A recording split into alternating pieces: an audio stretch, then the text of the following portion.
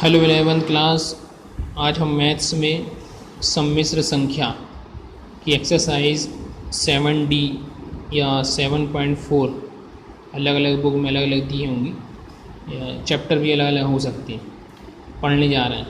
ठीक है, तो इसमें फर्स्ट क्वेश्चन जो आपको दिया under root 15 plus 8i plus under root 15 minus 8i equal plus minus 8 comma plus minus 2i। ये दो प्रूफ करना है हमें। ठीक है, तो दो या तो प्लस माइनस 8i आएगा कॉमा प्लस माइनस 2i। तो ये क्वेश्चन हम पहले करा चुके हैं कि अंडर रूट कैसे सॉल्व किया जाता है। तो ये विधि आपको पता है, तो इसमें हम क्या करेंगे, इसका और इसका दोनों को अलग अलग निकालने के बाद दोनों को ऐड कर देंगे। तो ये क्वेश्चन पुराना क्वेश्चन आपसे बन जाएगा। बस ये क्वेश्चन थोड़ा सा बढ़ाया क्या है कि पिछले क्वेश्चन हम सिंगल निकालते थे, सिर्फ इसका निकालते रहे, एक ही क्वेश्चन दिया, यहाँ दो दिया है, तो दोनों का अलग अलग निकालने के बाद हम क्या करेंगे, दोनों को जोड़ देंगे तो हमारा आंसर आ जाएगा। ठीक है, चलिए अब हम बात करते हैं अगले क्वेश्चन को। ये क्वेश्चन आपसे शायद बन जाएगा। ठीक है, उम्मीद रखते हैं कि आप इसको कर लेंगे। अब अगला क्वेश्चन की तरफ हम आते हैं। तो अगला क्वेश्चन जो हमें दिया है बुक में, सेकंड क्वेश्चन दिया है कि 1 plus i into 1 plus 2i into 1 plus 3i equal, बस इतने दिया है। मापांक निकालना है, इसका क्या निकालना है, मापांक। तो जैसा कि हम बता चुके हैं कि मापांक निकालने की मेथड क्या है, फार्मूला हमारे पास क्या होता है। मापांक जब भी आता है तो हम मॉड लेते हैं और मॉड लेने के बाद दोनों जो संख्या होती है, दोनों संख्या का अंडर रूट लेके के स्क्वायर लेते हैं, दोनों को ऐड कर देते हैं। ठीक है, चूँकि यहाँ लेकिन N2 में है तो N2 में तो अलग अलग करने में थोड़ी सी दिक्कत जाएगी। तो हमें प्रॉपर्टीज़ हमने बताई थी। प्रॉपर्टी होती है Z1, Z2 एंड Z3। तीन अगर सम्मिश्र संख्या मॉड का उनका मापांक निकालना है तो उनको हम क्या कर सकते हैं, अलग अलग करके N2 में ले सकते हैं। Z1 का मॉड, Z2 का मॉड और Z3 का मॉड। तो इस फॉर्मूले से हम इसको अलग अलग कर देंगे। तो ये तुम्हारा कितना आएगा, 1 प्लस आई, 1 plus 2i, 1 plus 3i equal. ठीक है, अलग अलग करेंगे। पूरे का मॉड निकालना है, पूरे का मापांक निकालना है, तो पूरे का तो एक साथ कैसे निकालेंगे समझ में नहीं आ रहा। तो इसके लिए हम क्या कर सकते हैं, प्रॉपर्टी के जरिए इसको अलग कर रख सकते हैं। तो mod 1 plus i into mod 1 plus 2i into mod 1 plus 3i अलग अलग कर लेंगे। अब अलग अलग करने के बाद क्या है बता चुके हैं। तो इनको क्या करेंगे, अंडर रूट लेंगे, क्या लिखेंगे, 1 का स्क्वायर पहली संख्या का स्क्वायर, फिर प्लस आई का जो गुणांक दूसरी संख्या का, आई का जो गुणांक कितना है 1 है तो 1 का स्क्वायर, ये हो गया। फिर इनटू इसका लेंगे तो कितना हो जाएगा, 1 का स्क्वायर, आई का गुणांक यहाँ कितना है 2 है। ठीक है, तो प्लस क्या करेंगे, 2 की घात 2 इंटू अंडर रूट।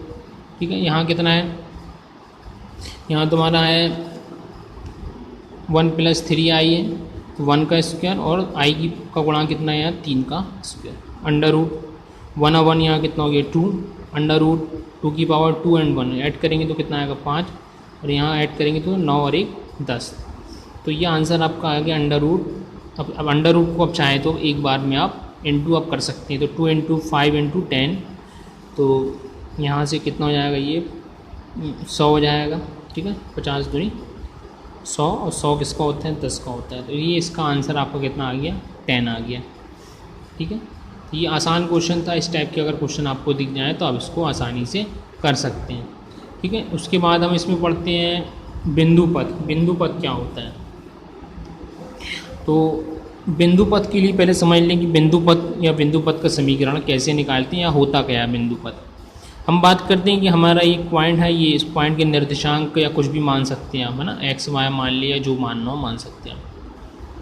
इस पॉइंट पे हमें पहुंचना है। इस पॉइंट पे पहुंचने के रास्ते बहुत से हो सकते हैं, यहाँ से यहाँ से यहाँ से अलग अलग।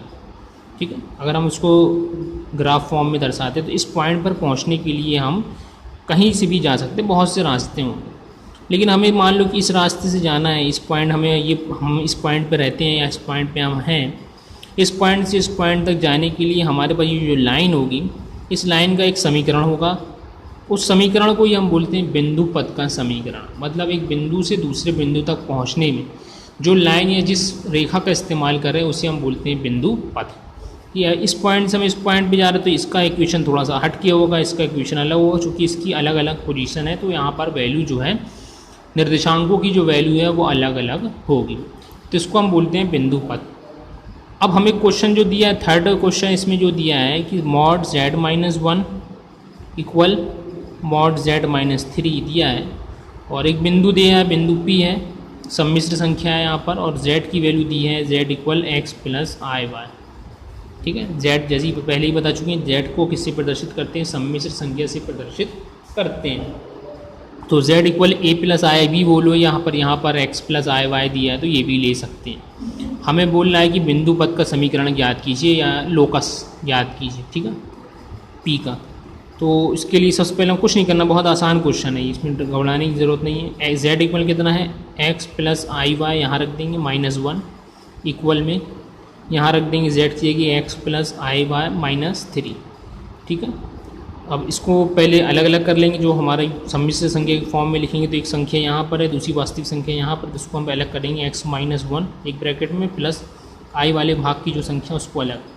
इसी तरह यहाँ करेंगे तो कितना आएगा, x -3 और प्लस आई वाई, ये अलग अलग हो गया। चूँकि मॉड लगा है, मॉड बता चुके हैं, अभी हमने सॉल्व किया है। मॉड को सॉल्व कैसे करते हैं, जब मॉड हटता है तो अंडर रूट लगेगा फर्स्ट संख्या का होल स्क्वायर प्लस आई के साथ जो सेकंड संख्या है दूसरी संख्या का होल स्क्वायर इक्वल। इसी तरह यहाँ भी बात करेंगे तो x -3 का होल स्क्वायर और प्लस यहाँ y का होल स्क्वायर। ये अंडर रूट से दोनों तरफ अंडर रूट से अंडर रूट कैंसिल हो जाएगा।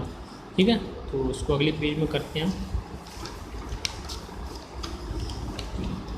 तो हमने क्या निकाला है, क्वेश्चन निकाली है। पहला क्या क्वेश्चन थी, x -1 का होल स्क्वायर प्लस y का स्क्वायर इक्वल में दूसरी इक्वेशन क्या थी, x -3 का होल स्क्वायर प्लस y का स्क्वायर।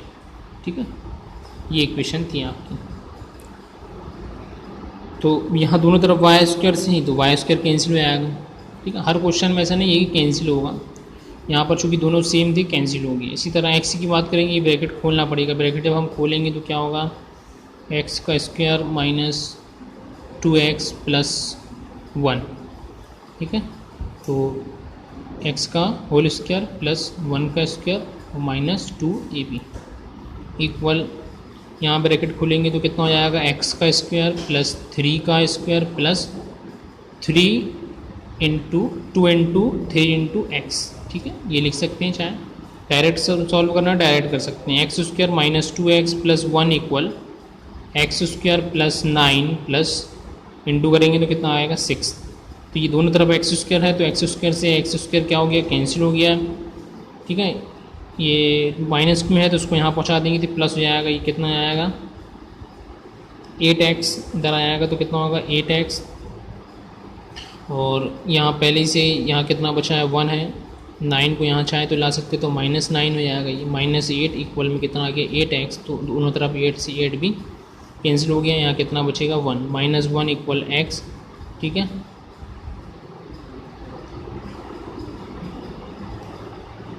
तो x यहाँ आ जाएगा तो x प्लस 1 इक्वल 0। ये आपका आ गया सम्मिश्र संख्या के अंदर संयुग्मी कैसे निकाला जाता है। ठीक है, तो आसान क्वेश्चन था, आपसे बन गया। ठीक है, बन जाएगा। इसी टाइप से क्वेश्चन हमें करना है। ठीक है, ये क्वेश्चन आसान थे, इसी टाइप के आपको अगर बुक में क्वेश्चन दिए तो उसको आप आसानी से कर सकते हैं। ठीक है, तो इसमें इतना ही, ऐसे क्वेश्चन जो आपको बुक में दिए हैं यहाँ तक आप कर सकते हैं। इसके आगे भी कुछ क्वेश्चन दिए हैं, अगर बने तो कर सकते हैं, नहीं तो उसको छोड़ देंगे। Okay, bye.